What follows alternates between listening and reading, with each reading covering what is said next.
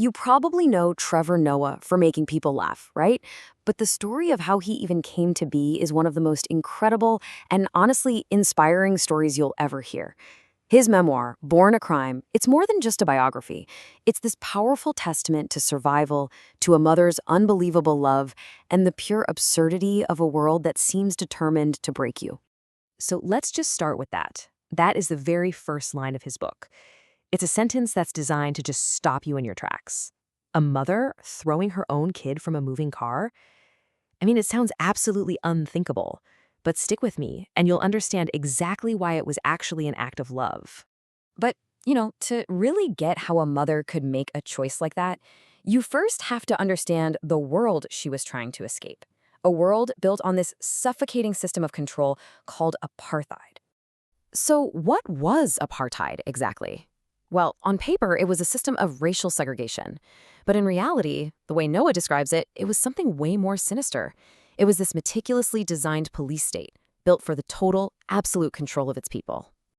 And Noah points out that the system's real power wasn't just in its laws, it was in its psychology. It was actually engineered to divide the black majority, pitting groups like the Zulu and the Xhosa against each other. It was a strategy of apartheid, as he calls it, all so a tiny white minority could rule over them all.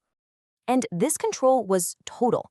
I mean, the government literally classified you by race. It told you where you could and couldn't live. It made you carry a pass just to move around your own country. And the end game? The goal was to basically erase black South Africans from the map, forcing them into these so-called homelands. It was suffocating and just brutally efficient. It was into this world that Trevor Noah was born. And from the moment he took his first breath, his very existence was a criminal act. And this is the story right at the heart of his book. See, his mother, Patricia, is a black ex-Xhosa woman. His father, Robert, is a white Swiss-German man. And under apartheid, their relationship was illegal. How was that even possible? Well, there was a specific law for it, the Immorality Act. Under this law, his parents' relationship wasn't just frowned upon. It was a crime, and you could go to prison for years.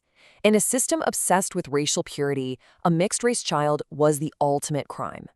Just think about that for a second. He wasn't just a kid. He was living, breathing evidence of a crime.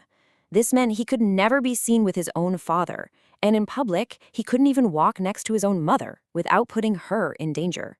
Their entire life was a performance. Just to take her own son to the park, Patricia had to get a colored friend to pretend to be his mom. And Patricia, she would walk a few steps behind, playing the part of the family's maid, all just for a walk in the park. So this life of hiding, of constant survival, it leads us right back to the book's opening scene. It's this one terrifying incident that really captures everything about their struggle and about his mother's incredible strength. Okay, so it all happened after a long Sunday at church. Their car breaks down, leaving a 9-year-old Trevor, his baby brother, and his mom, Patricia, just stranded. Their only way home is a ride in a shared minibus. But pretty much as soon as they get in, they realize the Zulu driver is getting really, really hostile. That apart hate we talked about earlier, it was playing out right there, inside this vehicle. When the driver heard Patricia speaking Xhosa, his anger just boiled over. He started threatening her, calling her names, all while speeding down these empty streets. They were completely trapped. So I want you to really ask yourself, what do you do in that situation? You're in a speeding van, the driver is threatening your life, there's nowhere to run, no one to call for help. What choice do you possibly have? His mother made an impossible choice. She leaned over to a half-asleep Trevor and whispered her plan, a plan that could only be born from absolute desperation. The only way out was to jump from a moving vehicle. But what happened next? It wasn't just about the physical act of survival.